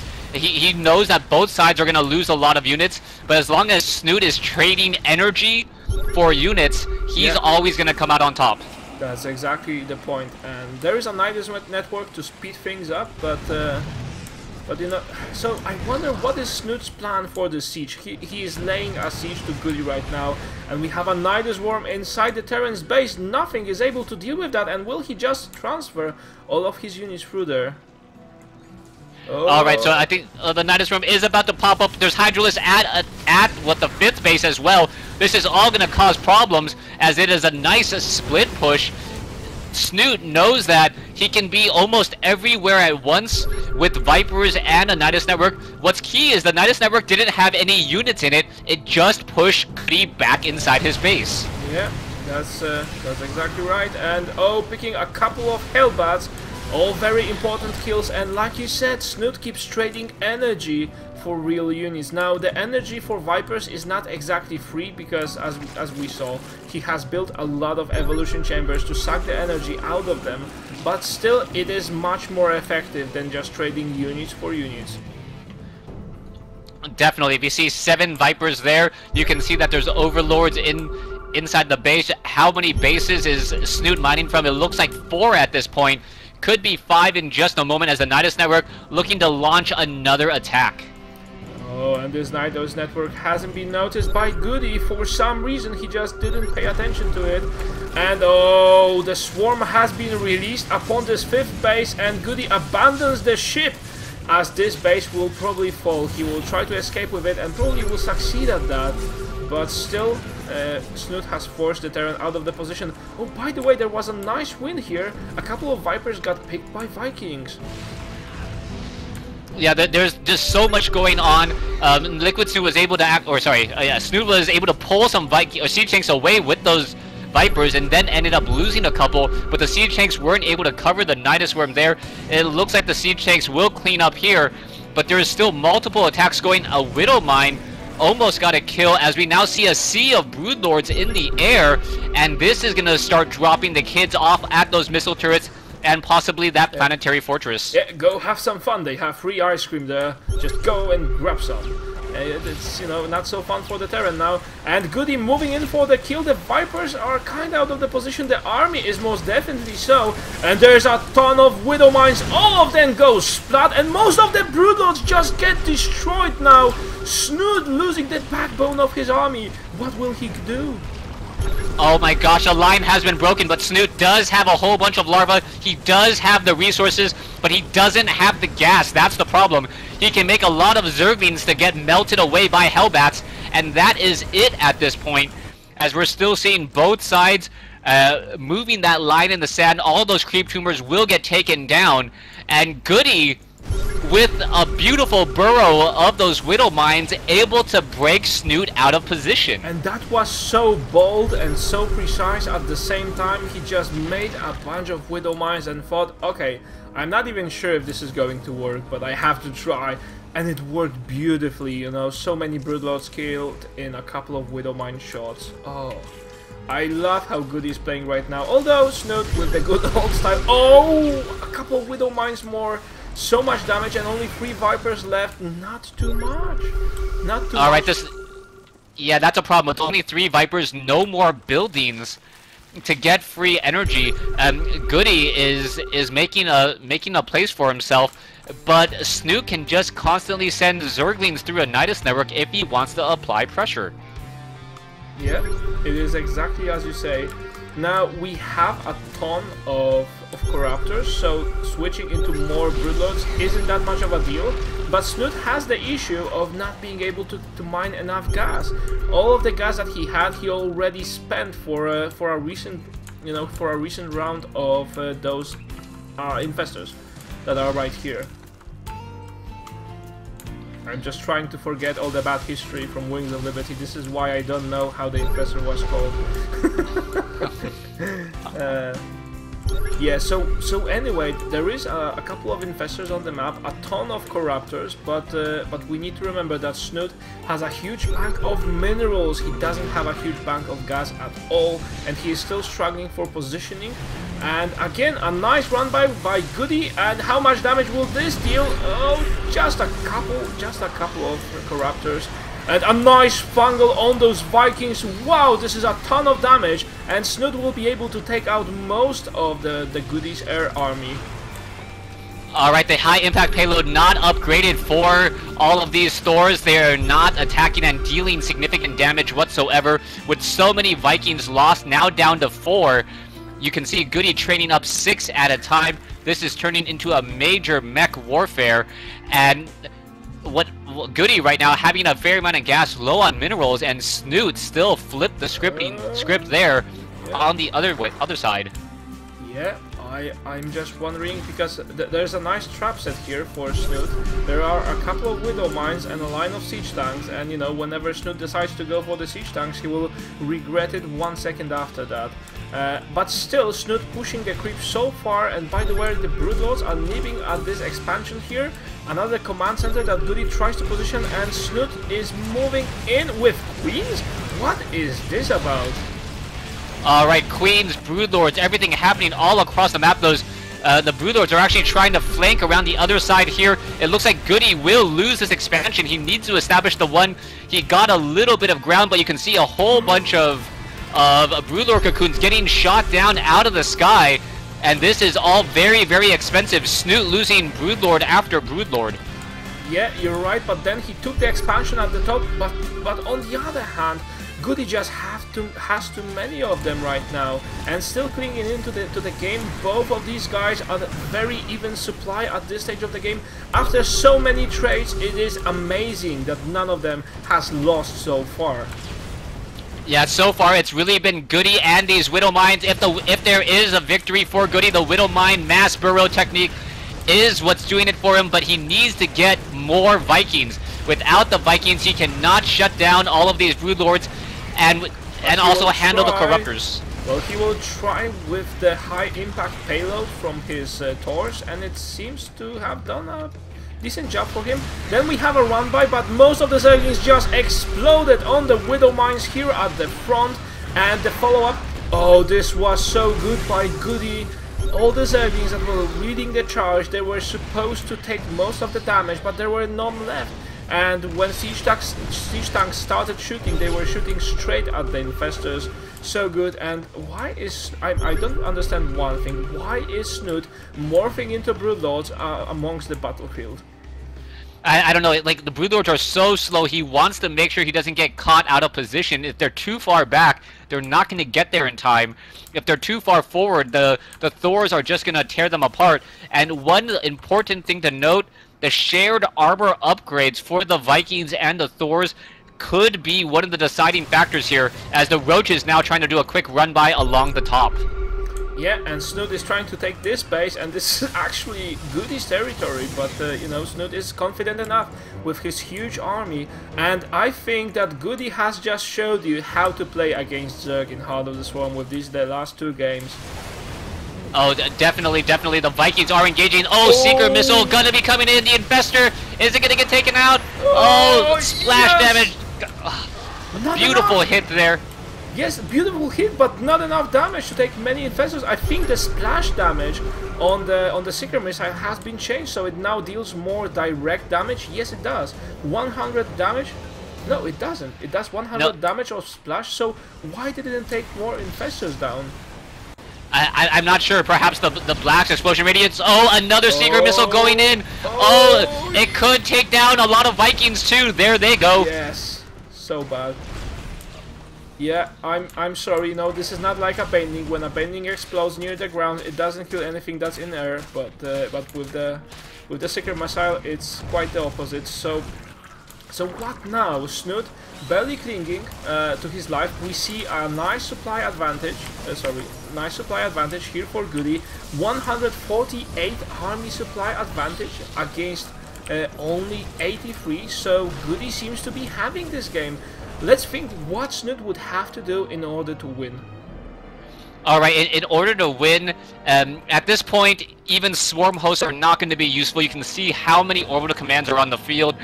Detection is freely available. He needs to land a good fungal growth on those Vikings to shut them down, and then get Broodlords to take care of that ground army. Air superiority is really the key right now. Yes, I think so too. And what is the response that Snute can go for? He's going for more Broodlords. I'm not sure. You know, maybe this is the moment where you should call the A-team and make them come with some Swarm Hosts, but it is too late right now, and Snute tries to go with these Corruptors, but they will be annihilated with all this splash damage coming from... no, it's not splash damage, just it is just too much single target damage from the Thors, and this looks like the game. This looks like it will be it. Yeah, it looks that way. I mean, anytime you have 16 Thors on the field, almost fully upgraded, 3-2 upgraded Thors, able to handle the air, able to handle the ground, Zerglings, if they even try to show up, will get cleaned up by Hellbats very, very quickly as well. But you can see Snute trying to do damage wherever he can. All GoOdy really has is this army, and if this army is stopped somehow, some way, in some form, then Snute can perhaps try to fight his way back in it. Oh, and right now, well, GoOdy is just moving. He doesn't really care. He is past the point where he cares for an army composition. Right now, he just goes Master. But then it's all getting surrounded by drones and Zerglings and everything that Swarm can throw at him. And GoOdy may lose his force. Oh my god. Will Snute actually get back to the game? That would be amazing. Yeah, the problem was GoOdy didn't have the Hellbats. Without those Hellbats, those Zerglings, with their extremely high DPS, the adrenal glands, those crackling upgrades, able to just slash their way through, strength in numbers, so to speak. And here we go, Snute looking to perhaps shut down some of GoOdy's economy. And right now, Snute is moving in, maybe not for the kill, but to deal some nice damage with the counter-attack. But in my opinion, he doesn't have the numbers yet. GoOdy still with a supply lead, so Snute should hang tight and try to work on an advantage right now instead of just throwing all of his units away. Yeah, those Vikings move far too fast. Siege tanks, Hellbats are in position. A much better unit composition this time around. Siege tanks not in siege mode. The Roaches may overwhelm this though. Wow, so many Roaches. And the Roaches actually cleared the ground army, and the Vikings cannot do much about the Roaches. They can, you know, throw some trash outside the window of the cockpit, but but besides that, not too much to damage the roaches. And now we have a couple of Hellbats at the front leading the charge behind them. Oh, there's still those two Widow Mines doing amazing amounts of damage, and the Hellbats get picked. And will the torch go down, supported by the Vikings that have landed? But I'm sorry, the Eagle that has landed this time was just taken down by the Native Americans and shot down with an arrow. That is a roach here, and all other Vikings will get just, you know, barely enough damage to clear the roaches, and only one lucky roach escapes, and he's going like, ooh, that was close. Yeah, this is just going back and forth, but Snute is slowly losing this war of attrition. That one roach is happy he may burrow himself, get some health, you know, put some sand on top of his head and regenerate some hit points and try it one more time. But GoOdy, I think, has just too much of a lead. If you take a look at the losses, almost 25,000 difference between the two players. Oh my god. Well, that is a ton. And by the way, since we are having a bit, I wouldn't like to call it a downtime, but a bit of stabilization in the game where players are just so tired, I would like to mention that Heart of the Swarm is so good in these late game scenarios. You have action everywhere, non-stop, all around the clock, all around the map. There is no downtime where you just camp and wait. There is always something happening. This is why Heart of the Swarm is going to be the best game of 2013. Alright, we'll see if that prediction is correct, but right now the roaches are going to try to make their way back in, catching a bunch of Vikings with the fungal growth. That could be a problem if all of those get taken down. Oh, one more could do it! Oh my gosh, wow! Wow! And Snute has to GG out!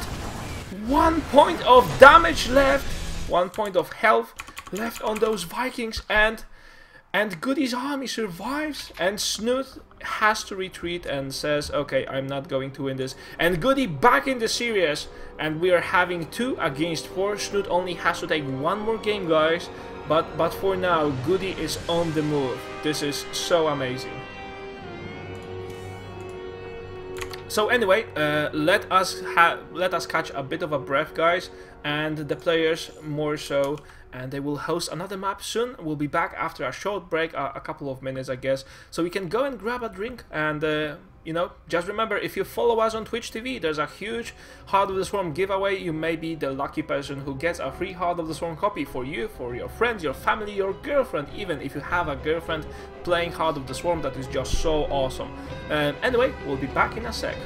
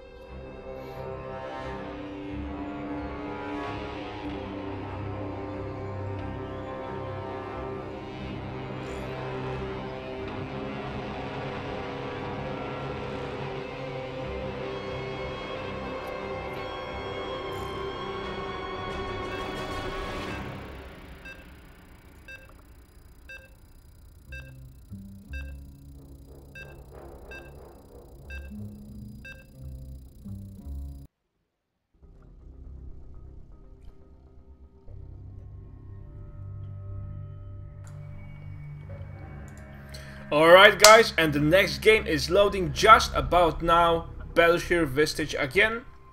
And Snute playing here.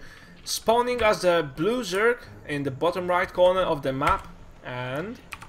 meanwhile, on the top left-hand side, we have ESC's GoOdy spawning as the red Terran. And GoOdy living up to his nickname being what, the tank general? No, the Panzer General. Panzer General. I didn't want to butcher it, but, But yeah, you just did. I still did. I'm Yeah. sorry. German's not even a language for me yet, so maybe at some point it will be like my 17th, and I'll learn it. But he's living up to his name. He's playing mech, and really opening at least this caster's eyes in terms of what you can do with a Reaper into mass mech opening.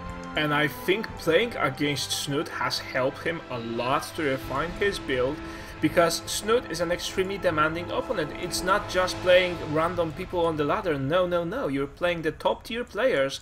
And that build eventually, with a couple of tweaks that GoOdy has introduced in the last 2 games, has helped him so immensely, and it is just so good to watch, don't you think? I definitely think so, and this time we're actually seeing a different build coming in from GoOdy. He went for a refinery first. His barracks will now just be started, meaning that he will be able to get those Widow Mines ever so much faster, but he is going to be foregoing that early Reaper, I believe. It certainly seems so. So what do you think he will go for now? Is this going to be some early Widow Mine play? It may be so, because that early Widow Mine is a very popular build. You could go for 2 options.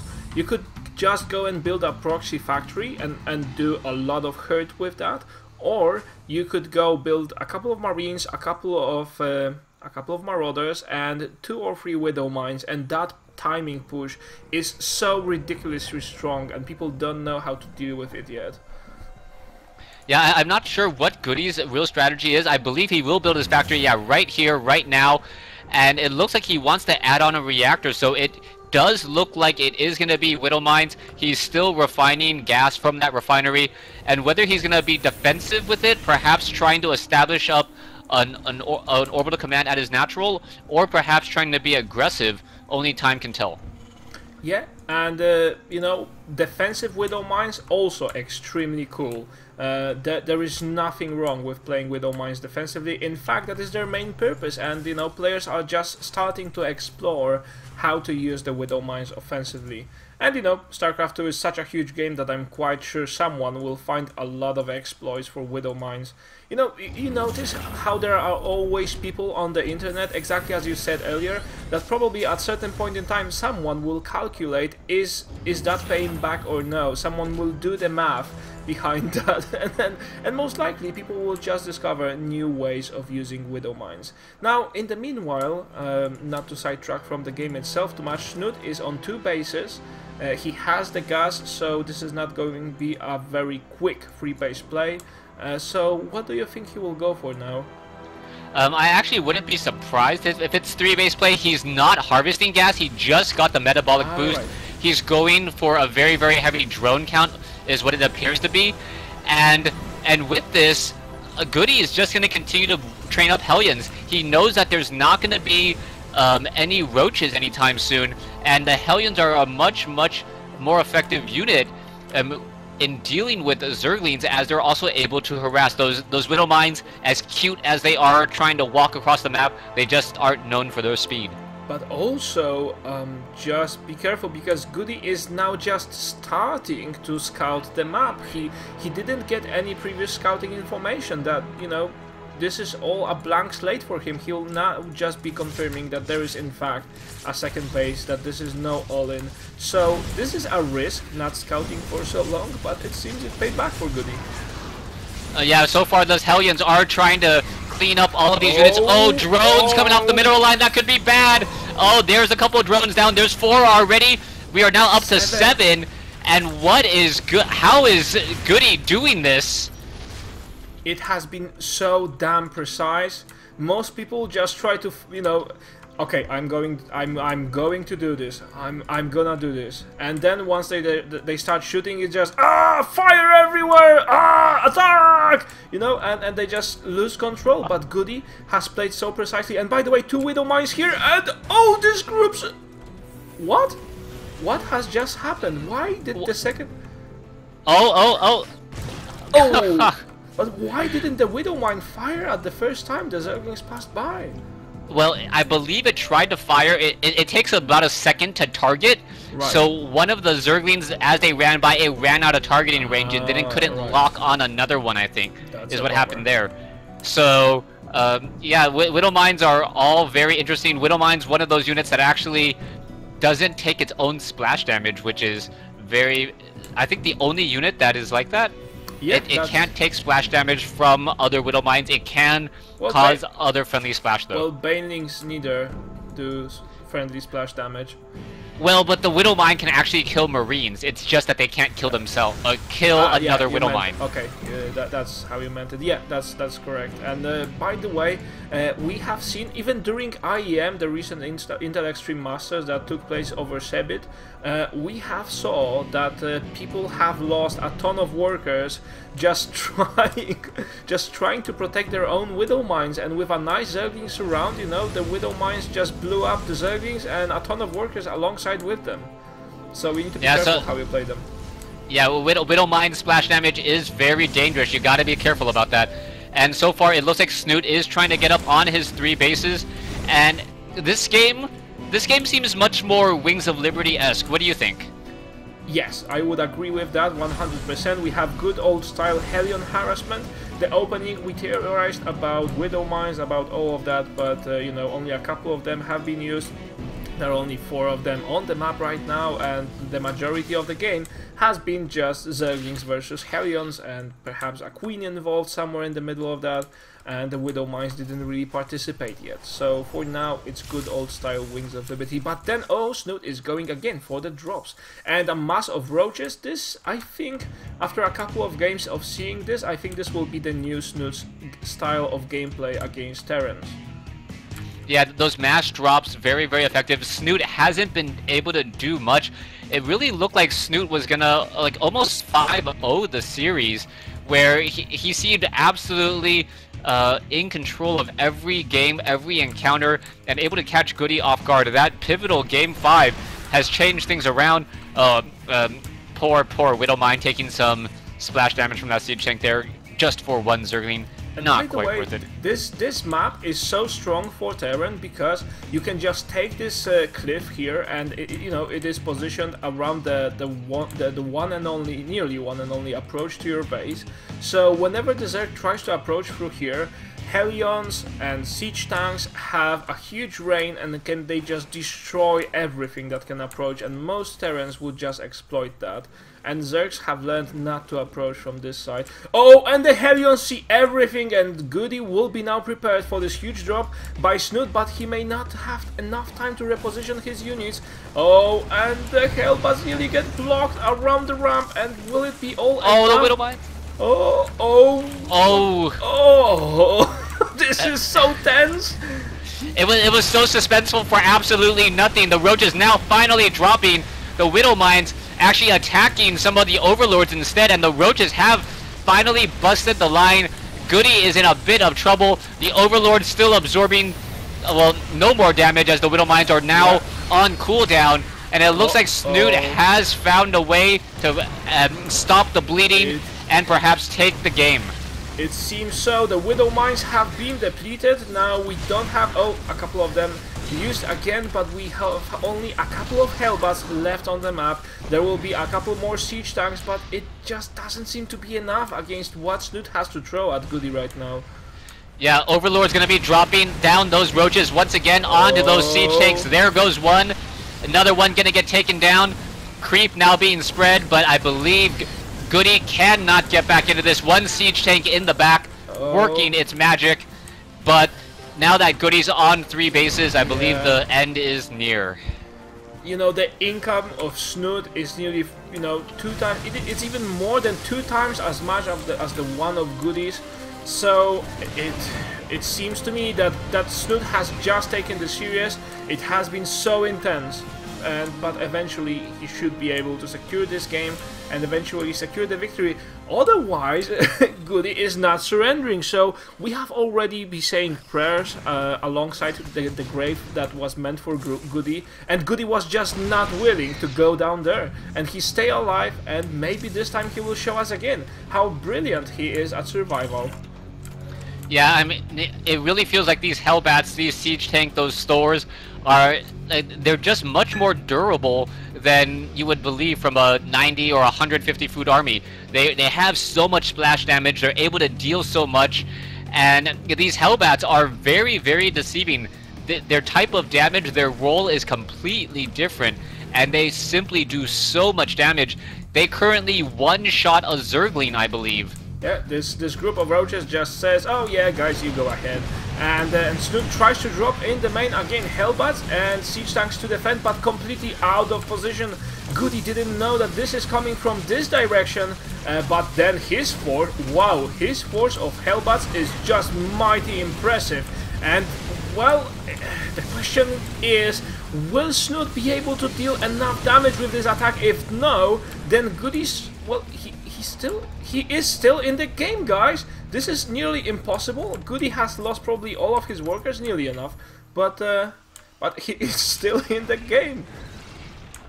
Alright, we'll see what's going to be happening next. 17 more roaches coming online with no real way to stop all of these air bombardments. This is absolutely devastating, but I believe GoOdy is just going to handle all of these roaches pretty easily.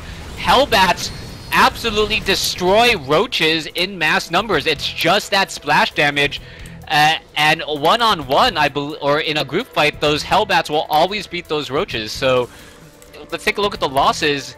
It's actually fairly even. It's just the income difference which is making Snute ahead. Oh, but GoOdy again trading very effectively. Now he has moved forward. Oh, that was a misstep, guys. And he has lost all of his units just one after the other. This counterattack wasn't the best idea, and GoOdy GG's, and thus Snute takes the series 5-2. What a series, guys, oh my god. So, anyway, I know, Crota, you need to be dashing very shortly, so I just wanted to say extremely thank you for coming here and aiding me in the hour of my need. No problem. For those of you who are watching, we'll be having one more show match, and by the way, just in 5 minutes we'll be giving away a free Heart of the Swarm copy, so stay tuned and participate in the drawing. The only thing you need to do is click follow below this video and follow us on Twitch. I will be picking a random person that is watching this right now, and you know, I have already made a lot of happy faces this week, so why shouldn't it be you? Alright guys, so we'll be back, well, I'll be back after a break. Crota has to go. Again, thank you officially for the record and all of that. Well, you can thank me again tomorrow, I think, right? I think so. Alright, I'll be back tomorrow. Rightio, so take good care and see you later, guys.